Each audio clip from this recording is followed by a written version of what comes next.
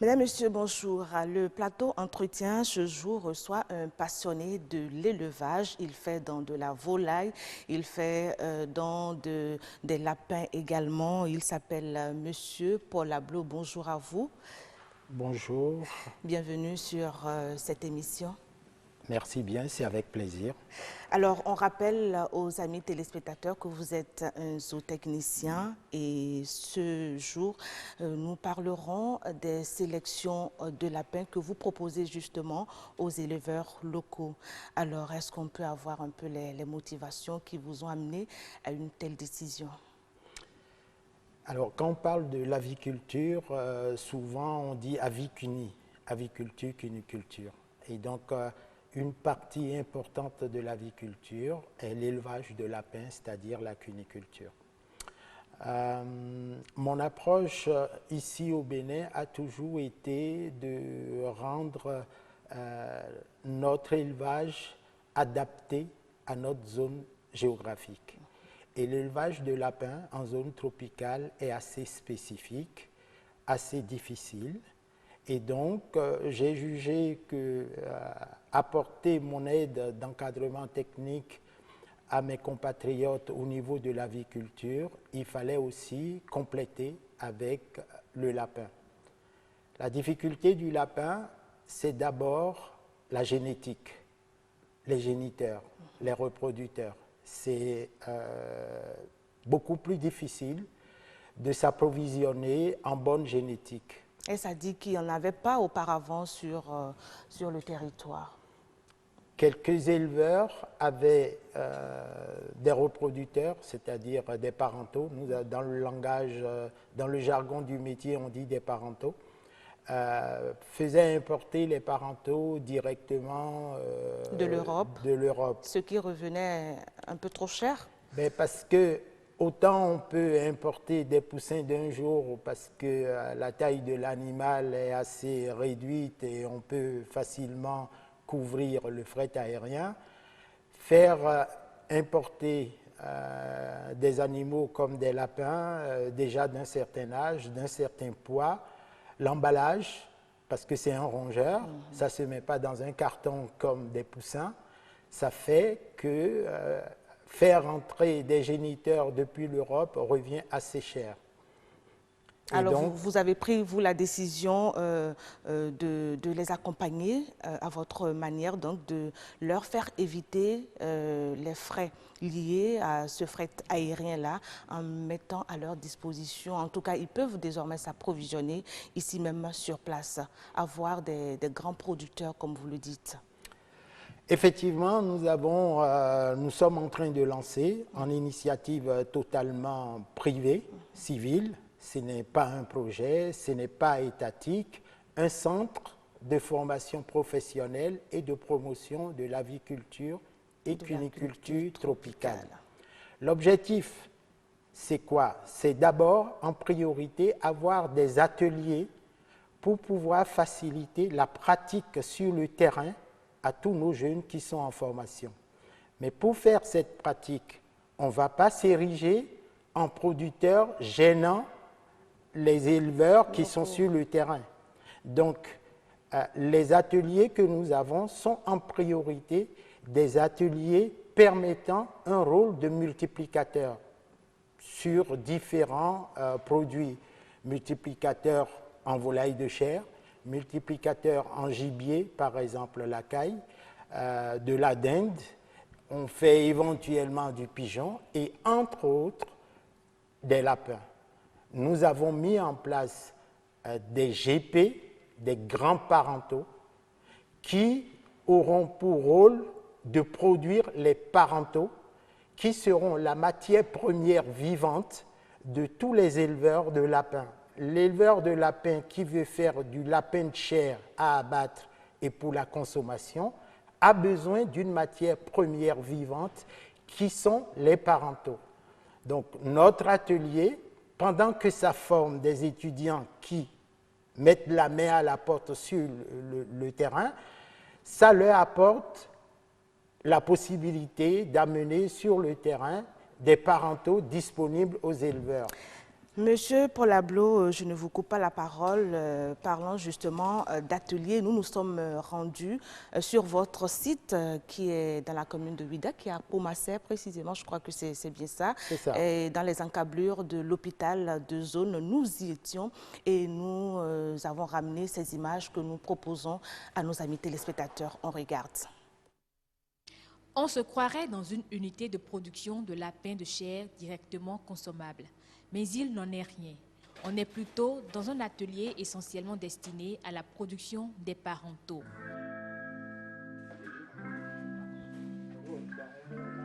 Ici, on élève des grands parentaux installés selon l'âge et le sexe.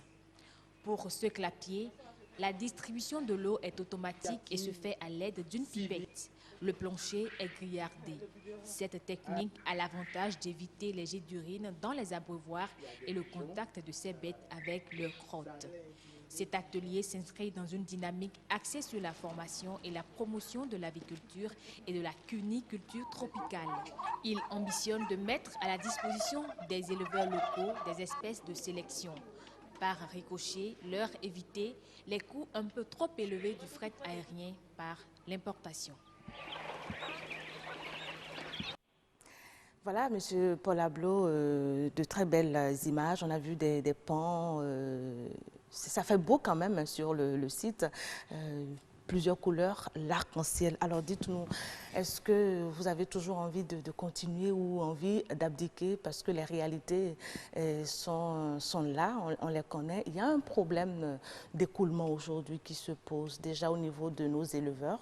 La plupart se plaignent de ce que le marché ne va pas, ils ont un problème pour écouler leurs produits.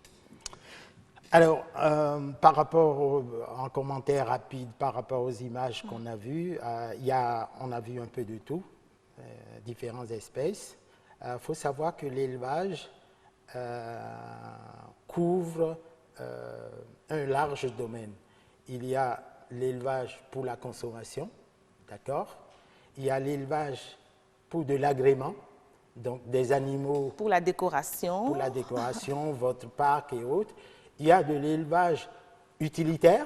Quand on fait des chevaux, par exemple, c'est pour la locomotion, c'est pour le déplacement. Ça peut être même pour aider à travailler. Hein. Il y a le percheron, ce sont des chevaux de très puissants qui aident au champ à labourer, donc à tirer la charrue. Tout le monde ne part pas forcément avec des tracteurs. Et d'ailleurs, je recommanderais indirectement à nos agriculteurs, essayer des percherons.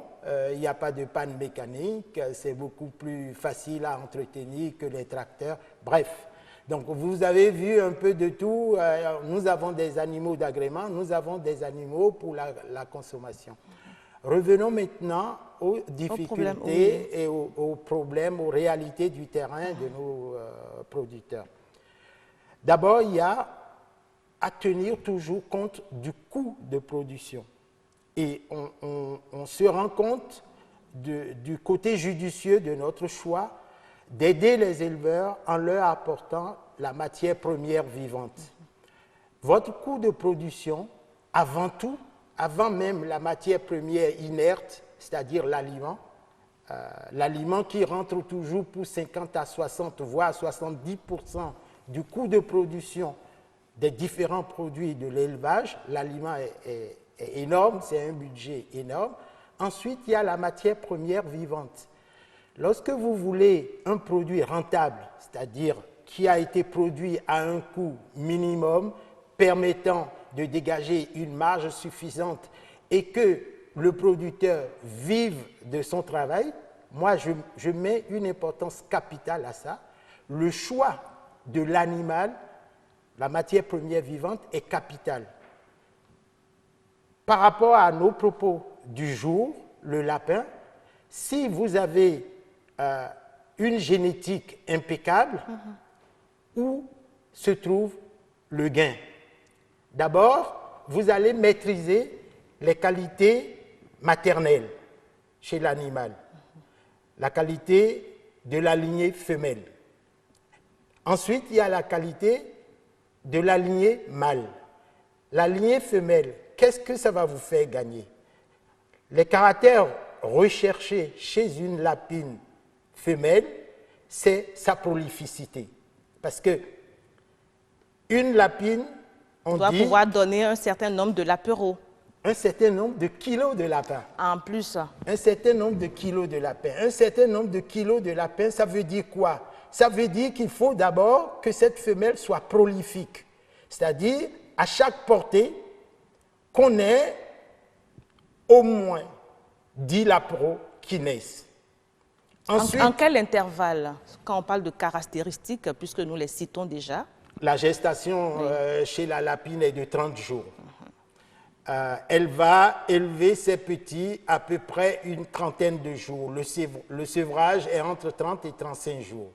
Les qualités maternelles d'une bonne lignée femelle sont d'abord la prolificité, c'est-à-dire le nombre de lapros à la naissance. Ensuite, la qualité laitière.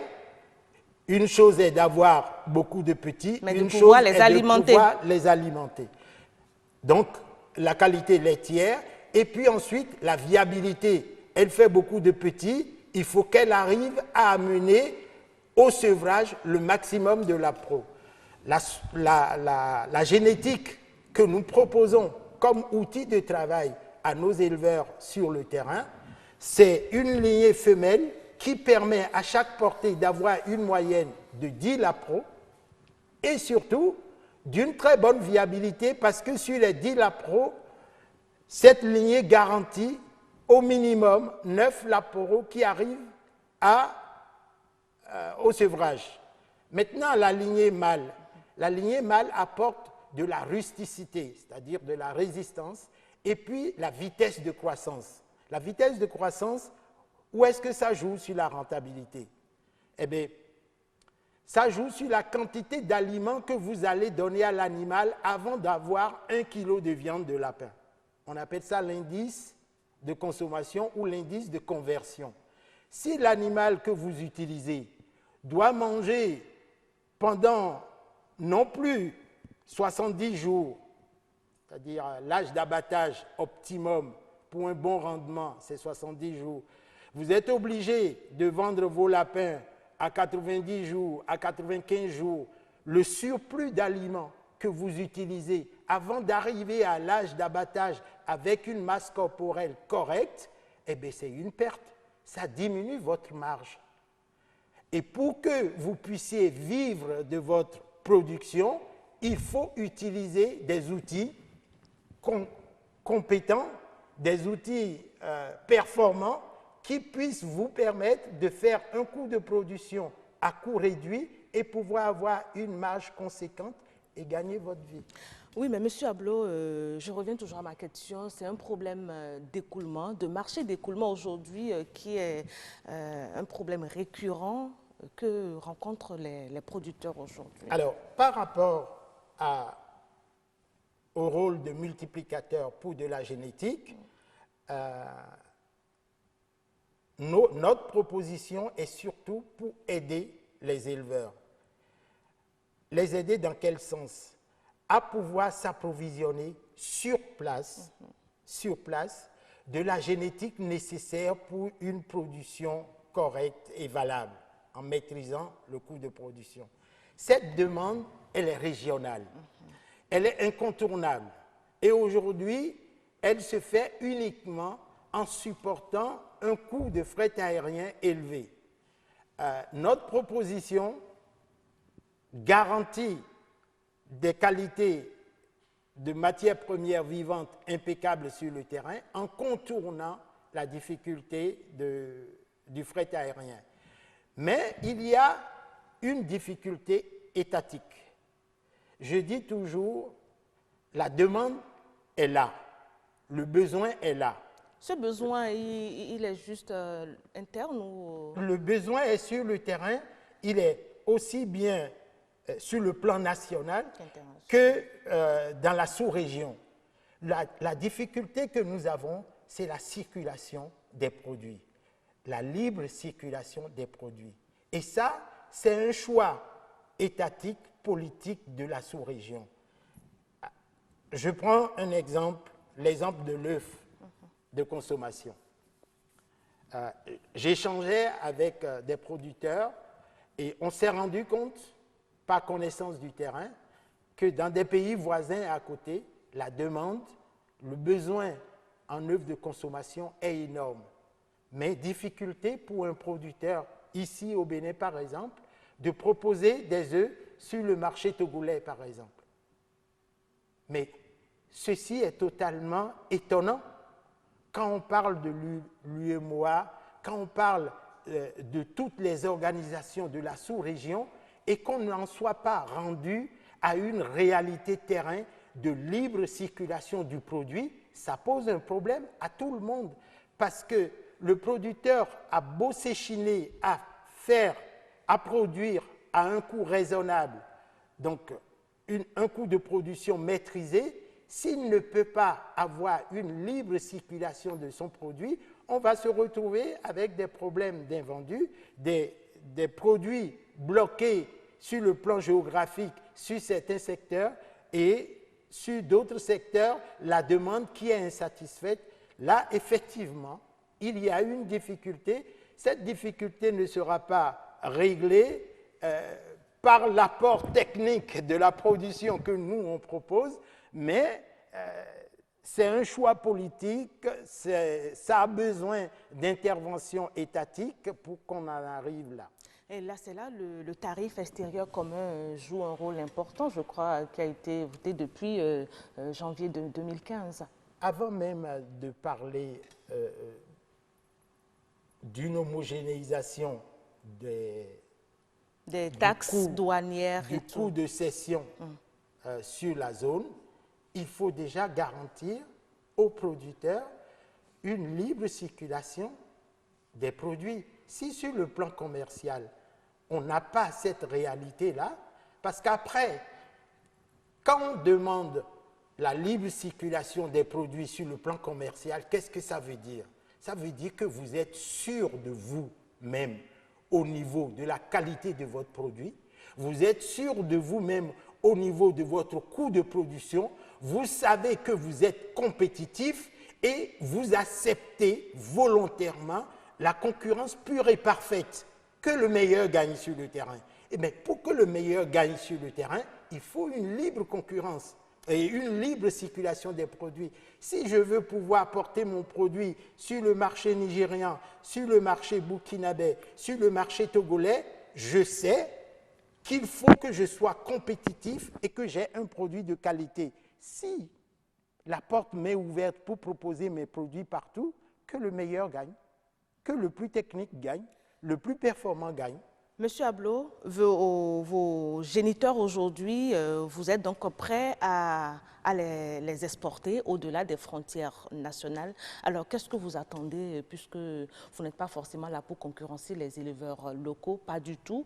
Alors, qu'est-ce que vous demandez à l'État? Qu'est-ce que vous auriez souhaité que les taxes douanières soient revues à la baisse ou... Alors, les taxes douanières soient revues à la baisse, nous rejoignons les produits de consommation importés type volaille congelée et autres. Là, nous parlons des produits consommés directement par le public. Par rapport à nos produits génétiques, c'est les éleveurs qui sont concernés. Vous avez bien précisé que nous ne sommes pas là pour être en concurrence avec les éleveurs puisque c'est des outils pour travailler que nous, on leur propose. Ces outils vont leur permettre de faire une production de produits à consommer à prix correct et être compétitif. Jusque-là, on est d'accord.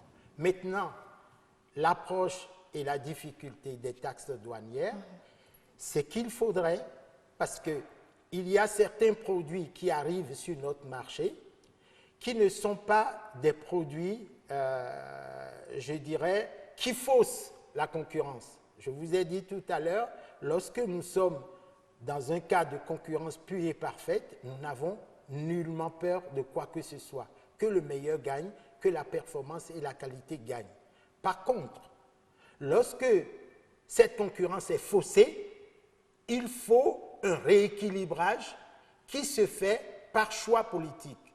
Le rééquilibrage Et l'outil de rééquilibrage sont justement les taxes éventuelles. Prenons par exemple la poule de réforme congelée. J'ai précisé poule de réforme congelée. La poule de réforme congelée est un produit qui n'a plus de valeur vénale, de valeur comptable. Je vous l'explique.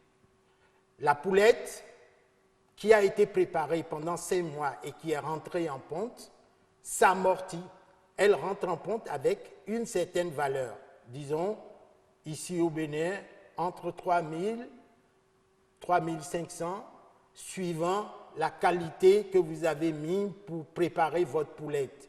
Elle peut être avec un plan de vaccination maxi pour éviter des traitements pendant la ponte et que des résidus se retrouvent dans l'œuf. Le coût de préparation de votre ouvrière qui va travailler pendant 1 an à fabriquer les œufs sera un peu plus élevé. Bref, quel que soit votre choix, au moment de rentrer en ponte, l'animal a une certaine valeur. Et chaque jour, chaque 26 heures que l'animal sort un œuf, l'animal se paye, se rembourse. Au bout d'1 an de ponte, elle s'est déjà remboursée 2, voire 3 fois. Qu'est-ce que ça veut dire? Dans les pays européens, lorsque l'animal est arrivé à fin de carrière, le premier besoin du producteur, c'est de vider le poulailler parce que les jeunes poulettes poussent derrière pour prendre la place. Ce n'est plus un produit qui a une certaine valeur marchande. Vous concevez avec moi que ce produit vient atterrir sur nos marchés, forcément fausse la concurrence des produits locaux. Le coût de production des produits sur place ne peut pas rivaliser avec ce produit qui est déjà amorti, qui est un sous-produit, une conséquence, une dernière manne que le producteur européen récupère en nous les envoyant. Alors, et qu'est-ce que vous proposez, puisque vous avez déjà commencé par en parler, l'importation, j'y arrivais de toutes les façons. Justement, c'est là où je disais qu'on a besoin d'un mécanisme de régulation. Pourquoi? Ça, c'est mon approche. Vous ne proposez pas qu'on arrête carrément, qu'on mette fin à l'importation pour que les consommateurs locaux n'aient plus le choix que d'aller vers les produits locaux que leur proposent les producteurs d'ici. Vous avez vu où j'allais en venir. Très sincèrement, la solution à la pôle aglo, moi personnellement, et je crois que c'est raisonnable, une interdiction pure et dure ne règle pas le problème. Ça peut même générer des difficultés. Alors, qu'est-ce qui règle le problème selon vous? D'abord, les difficultés que ça peut générer, c'est une demande insatisfaite et donc des soucis au niveau du consommateur qui va se mettre à réclamer qu'on veut l'empêcher de vivre, qu'on veut l'empêcher de manger. Moi, je propose une régulation. Une régulation, c'est quoi? C'est une connaissance parfaite du coût de production local avec les différentes contraintes que nous avons. Et maintenant, les produits qui rentrent, on les ramène au même prix. Exactement. On rééquilibre au même prix par rapport au prix réel de production sur le marché local. Et les deux produits, parce qu'on dit, il y a une règle lorsqu'on parle de concurrence pure et parfaite. On ne peut parler de concurrence pure et parfaite que lorsque nous sommes en face de 2 produits identiques. Les produits n'étant pas identiques, parce que l'un est un sous-produit et l'autre est un produit noble produit sur place, le mécanisme de régulation, donc en percevant des taxes sur les produits importés, va permettre aux producteurs locaux de gagner leur vie, d'augmenter leur production et d'être un jour capables d'assumer toute la demande du marché national et en ce moment, on pourrait se passer du produit importé, du produit congelé. Monsieur Paul Lablo, je voudrais vous demander un tel investissement, en tout cas ce que vous avez fait sur le site de Komassé, c'est tellement important et les installations ne sont pas encore terminées au moment où nous y étions. Alors ça a dû vous coûter une bagatelle très importante. Alors, vous savez, lorsqu'on veut frapper un grand coup, il faut se jeter à l'eau, tout seul au départ. Et puis, s'il y a des soutiens qui viennent par derrière, tant mieux. En fait, pour forcer les soutiens à venir, il ne faut pas les attendre. Il faut y aller, même avec les moindres moyens. Avec ses propres moyens. Mais une chose est sûre, vous êtes là pour régler un problème, puisque vous travaillez avec des apprenants.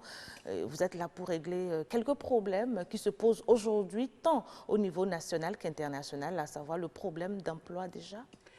Le problème d'emploi, justement. Nous avons commencé notre petit balbutiement, ça va faire un peu plus de 2 ans. On a déjà eu un nombre conséquent d'étudiants qui sont passés entre nos mains. Notre approche du centre est uniquement et principalement mettre à la disposition des différentes formations d'élevage qui existent au Bénin, des ateliers pour la pratique. Pour pouvoir faire ça, il faut que chaque atelier s'autofinance. L'autofinancement de chaque atelier est indispensable, sinon on disparaît. Puisque nous disons, nous partons, nous démarrons en attendant pas de subvention, pas de soutien étatique. Mais alors, jusque-là, rien n'est encore arrivé, mais vous espérez quand même. Mais alors, qu'est-ce que ça veut dire? Ça veut dire que sur chaque atelier que des étudiants viennent mettre la main à la pâte, il faut que l'atelier s'autofinance. Donc, il fallait trouver des produits qui ne gênent pas l'éleveur sur le terrain, qu'on ne se retrouve pas concurrent aux éleveurs sur le terrain. Donc, il fallait trouver des produits qui assurent quand même l'autofinancement, c'est-à-dire le renouvellement, les charges d'énergie et autres, pour que l'atelier soit pérenne, toujours sur place, permettant à d'autres étudiants de passer là-dessus. Qu'est-ce que cette approche nous apporte d'exceptionnel par rapport à d'autres centres de formation qui existent déjà au Bénin? C'est le côté maîtrise de l'économie. C'est-à-dire la rentabilité. Vous mettez un point d'honneur sur la rentabilité, monsieur Vous avez tout dit. Je mets un point d'honneur sur la rentabilité. C'est la GTE, la gestion technico-économique de chaque atelier. Les étudiants, quand ils sont là, ils prennent en charge un atelier. Expliquez-nous comment ça se fait. Si je prends par exemple l'atelier CAI, l'étudiant qui prend en charge l'atelier CAI a une certaine comptabilité à gérer. Nous avons un atelier à couvage qui va lui fournir ses caïtos d'un jour. Okay? L'étudiant qui est en atelier à couvage, lui, il fournit des caïtos, il facture à l'atelier faisanderie qui va faire de la caille, des œufs de caille ou de la caille à manger. L'atelier à couvage facture à l'atelier chair ou ponte les caïtos. Pour simplifier, est-ce que je ne vais pas demander à M. Ablo de nous donner l'exemple des lapins, puisque ce sont les lapins qui nous réunissent ici? Alors, on peut prendre l'exemple des lapins. L'étudiant qui s'occupe du rôle de l'atelier multiplicateur de lapins, sa gestion comptable démarre avec le coût de revient des GP, des grands parentaux que nous avons. Il a le coût de revient des cages, du matériel que nous avons. Il a au quotidien l'aliment qui est fourni pour les GP, les grands parentaux qui sont là. Lorsqu'il commence à avoir des commandes, par exemple pour les parentaux, nous ne mettons les animaux en reproduction que sur commande ferme. On reçoit la commande, on sait qu'on peut livrer des lapros d'un jour ou des lapereaux démarrés. C'est toute une technique pour livrer des lapereaux d'un jour. Exactement comme on achète des poussins d'un jour, on peut livrer des lapereaux d'un jour. L'étudiant qui va livrer des lapereaux d'un jour ou des lapereaux démarrés va les facturer après avoir fait tout son coût de production et dégager la marge qui va permettre la pérennité de l'atelier multiplicateur de lapins. Il apprend au quotidien à gérer son atelier. C'est-à-dire que cet étudiant, je le retrouverai un de ces jours sur le terrain en tant que producteur, maîtrisant parfaitement ses coûts et vivant de sa production. Parce que ce que je dis, il y a pas mal de centres de formation aujourd'hui sur le terrain. Mais chaque fois, je me pose la question, j'aimerais bien voir un ancien de tel centre de formation qui vit aujourd'hui de ce qu'il a appris. Alors, parce que, excusez-moi d'aller jusqu'au bout, il y a beaucoup de passionnés d'élevage comme moi. L'élevage, en tant que passionné tout court, ne nourrit pas forcément son homme. Si on n'y met pas la rigueur de la rentabilité. Soit vous voulez vivre de ça, ou c'est simplement une passion. Une activité connexe que vous nous allons vous livrer des animaux d'agrément et vous allez vous faire plaisir. Mais si c'est pour nourrir notre population, si c'est pour fournir les besoins de consommation, il y a la rigueur de la rentabilité à s'imposer. Monsieur Ablo, alors l'autre question que j'aimerais soulever sur ce plateau avec vous, c'est bien sûr l'aspect durabilité qui ressort bien là dans le thème que nous proposons aujourd'hui à nos téléspectateurs. C'est l'énergie solaire qui alimente vos ateliers sur le site. Alors, ce choix aussi est volontaire. Et rejoint un peu notre approche qualité de nos produits. Nous sommes à l'ère de COP21. Nous sommes à l'ère d'énergie renouvelable. Le bilan carbone est d'une importance capitale sur chaque produit. C'est le futur. Il faut commencer à compter avec.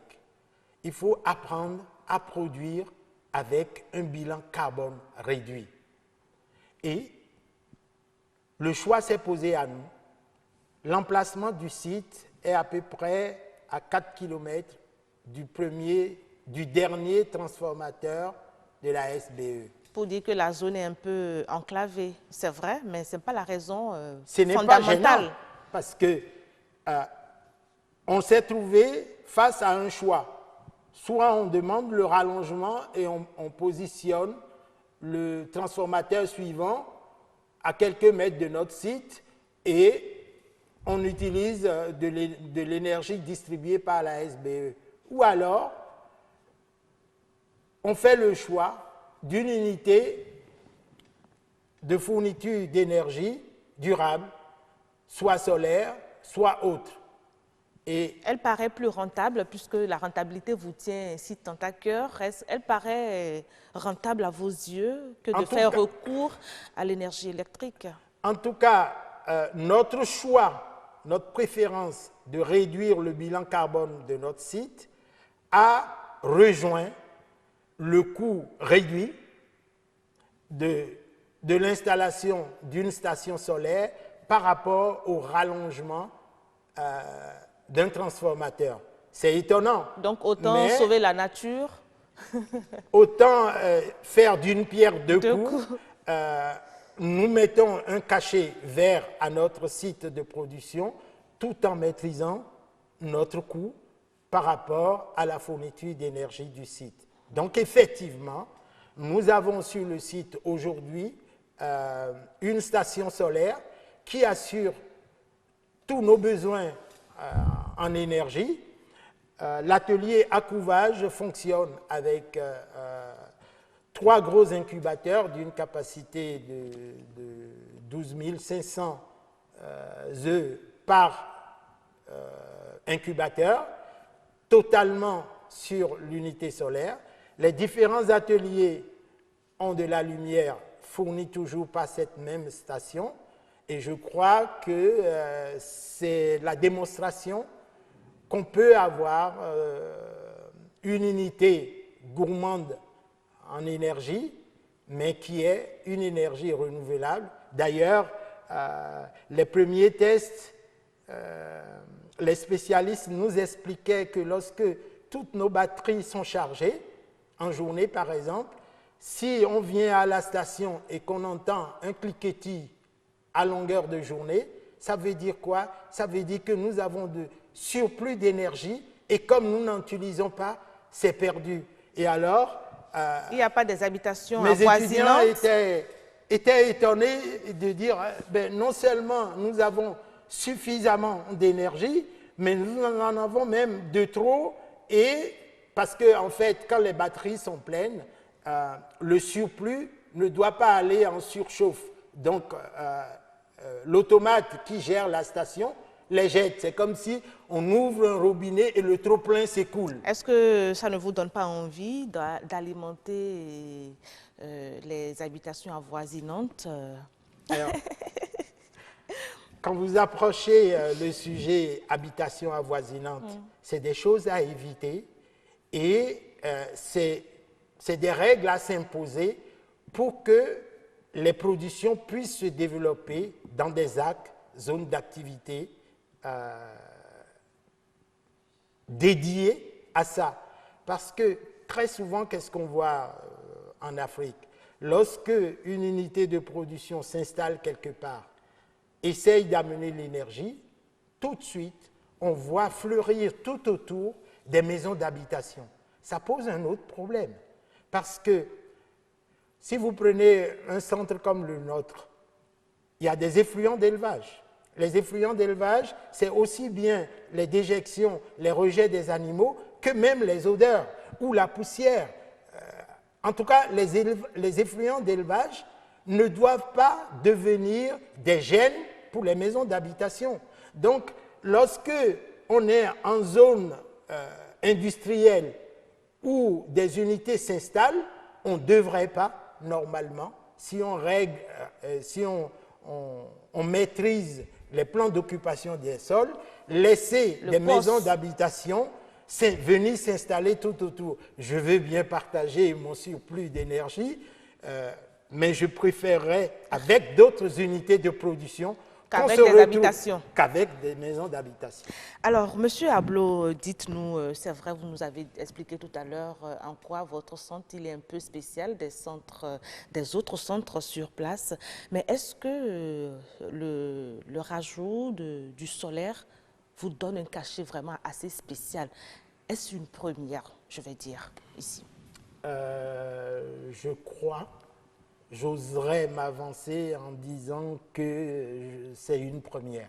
En tout cas, par rapport aux besoins d'énergie que nous avons, réussir à le couvrir avec une station solaire, je crois que c'est une première.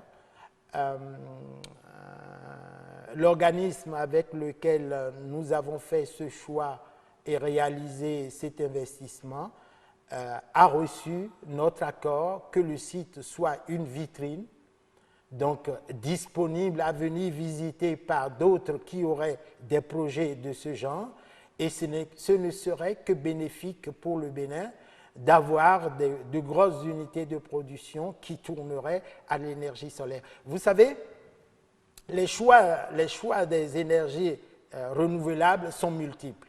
Il y a le biogaz, entre autres, il y a le solaire, il y a l'hydraulique, qui fait aussi partie des énergies renouvelables. Tant que l'eau est là et que l'eau circule, c'est renouvelable. Mais nous avons une chance pour le solaire, précisément au Bénin, qui est liée à la durée d'ensoleillement que nous avons. Nous avons une très bonne durée d'ensoleillement. Cette durée d'ensoleillement, mais c'est de l'or. Il faut en profiter. Il faut en profiter. Et là, Il suffit d'avoir, aujourd'hui, on maîtrise très bien la production, la transformation de l'énergie solaire en énergie électrique. Le point encore critique, c'est le stockage de cette énergie. Donc déjà, même si vous aviez des unités qui tournent surtout qu'en journée, c'est déjà beaucoup plus facile, c'est-à-dire la lumière est là, le jour est là, la durée d'ensoleillement est là, vous captez, vous l'utilisez tout de suite. Nous, on a un autre besoin. Les couveuses doivent tourner 24 heures sur 24, donc la nuit. Les bâtiments d'élevage, il y a des programmes lumineux où la nuit aussi, on a besoin de la lumière. Dans notre cas précis, il fallait stocker une partie pour l'utiliser le soir. Mais c'est juste pour vous dire que même d'autres unités de production qui n'auraient des activités que diurnes en journée, mais ont encore plus de facilité à se mettre sur le solaire que nous, par exemple. En tout cas, avec vos explications, on comprend bien l'enjeu et les initiatives du genre sont à encourager. Je voudrais, puisque nous tendons vers la fin de cet entretien, qu'on revienne rapidement sur ces géniteurs-là. Est-ce qu'on peut avoir, parce qu'il faut convaincre ceux-là qui nous suivent, il faut convaincre les éleveurs, les producteurs à qui nous nous adressons particulièrement aujourd'hui sur ce plateau-là, qui puissent faire vraiment la différence et se diriger vers votre centre pour leurs éventuelles commandes. Alors pour être très précis oui. et aller directement aux chiffres, avec les parentaux que nous mettons à la disposition des éleveurs, une cage mère, quand on dit une cage mère, c'est une lapine qui est dans une cage mère et qui va rester en production dans cette cage. Une cage mère, à chaque portée, les éleveurs comprennent très bien les termes que je vais donner. À chaque portée, c'est une moyenne de 10 lapros. À chaque sevrage, c'est-à-dire 35 jours après, c'est une moyenne de 9 lapros qui sortent à un poids entre 950 grammes et 1 kg à 35 jours. Si vous m'écoutez en tant qu'éleveur de lapins, Ils doivent comprendre ce dont vous parlez. C'est très, très parlant. Donc, au sevrage, à 35 jours, c'est 950 grammes, 1 kg par lapro. Et à 70 jours, l'âge d'abattage, ça veut dire quoi? Ça veut dire 2 mois et demi. À 70 jours, l'âge d'abattage, donc, à cet âge d'abattage, vous avez des animaux prêts à abattre de 2,5 kg, 2,6 kg. Le rendement de la carcasse, une fois abattu, dépecé, prêt à cuire, vous avez des animaux qui font entre 1,6 kg, 1,8 kg. C'est formidable. Avec un coût de production maîtrisé, parce que ce n'est pas des abattages à 90 jours, voire plus. Il y a une rapidité de croissance qui est garantie à partir du sevrage, donc à partir de 35 jours. Il y a une qualité maternelle qui est garantie, très bonne laitière. Elle vous sort 10 lapros à la mise bas et vous amenez à peu près à 1 kg déjà à 30 jours, 9 lapros. Ceci dit, aujourd'hui, nous leur proposons de nouvelles techniques pour s'équiper. C'est-à-dire quoi, M. Ablot? Ceux qui, entre eux, faisaient l'effort d'acheter les parentaux à prix d'or en les faisant voyager à 3-4 mois, non seulement on peut leur proposer sur place, ici au Bénin, des lapros parentaux de 3-4 mois, mais il y a une autre technique que nous développons dès la présence des GP sur le terrain, c'est de livrer un lapro d'un jour. En quelques mots, je vous explique comment ça se fait. Chaque mère lapine a 5 paires de mamelles, donc ça fait 10 mamelles. Mais sur les 5 paires de mamelles, il y en a toujours une, la première sur le poitrail, qui ne donne pas de lait. Ça veut dire quoi? Ça veut dire que sous une mère, on ne peut pas laisser plus de 8 lapros si on veut une production correcte. Si vous laissez 10 ou 12 lapereaux, à chaque tétée, il y aura certains lapereaux qui ne vont pas manger. Donc, vous aurez une hétérogénéité au niveau de la croissance. Ce n'est pas comme ça que l'éleveur gagne ses sous. OK, bon, bref. On en revient à cette capacité laitière, 8 mamelles qui produisent du lait. On propose aux éleveurs, avec vos anciens lapins, sélectionnez par exemple 3 ou 4 femelles. Vous les mettez au mâle. Le jour où on met au mâle, on sait que 30 jours après, c'est la mise bas. OK? Vous passez votre commande chez nous pour des parentaux. Mais vous voulez réduire et maîtriser votre coût de revient des parentaux. Donc, au lieu de les acheter à 3-4 mois, vous allez les prendre à 1 jour, à la mise bas. Nous allons mettre en même temps que vous les GP au mâle. Les GP vont mettre bas en même temps que vos femelles. Vous triez les lapereaux de vos 4 ou 5 femelles à domicile. Vous en laissez 5 sous chaque mère. Ça veut dire quoi? Ça veut dire qu'on peut compléter 3. On appelle ça des adoptions. Puisque j'ai dit que l'idéal, c'est de laisser 8 lapereaux sous chaque mère. OK? Vous laissez 5 des mères autochtones de votre élevage. Ça, c'est pourquoi? C'est pour garder l'odeur maternelle, pour que la mère ne détecte pas qu'il y a de nouveaux lapereaux qu'on vient mettre sous elle. Nous vous livrons votre commande de lapereaux sexés à 1 jour.